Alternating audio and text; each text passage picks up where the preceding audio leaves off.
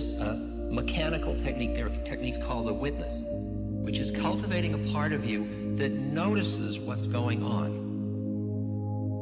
Like most people, when you get agitated or angry or depressed, it's like clouds in the sky. If you take a frame and frame a cloud a certain way, it looks like you just get a frame of gray.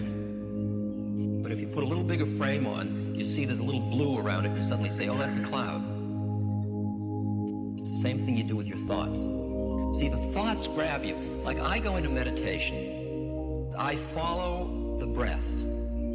I follow the breath, rising and falling in my abdomen. There's a little muscle that goes up and down when you breathe. You can feel it. Now, I start in, and my instruction from my teacher is follow the breath, follow the rising and the falling, and when it rises, notice it rising, and when it follows, notice it falling.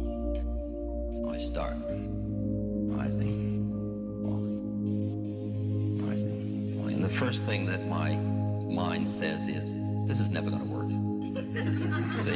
Now, what happened was, you see, my mind came up with a thought that said, think of me.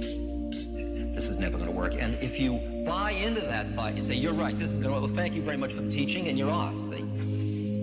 If, however, you just agreed that for 20 minutes you'd follow the instruction of the teacher, and he says, every time a thought arises, notice that it has arisen, allow it, and then very gently return your awareness back to the rising and falling. So you say, okay, thought, see you later, and you go back to rising, falling, falling. And then a thought comes in. For this, I got a PhD.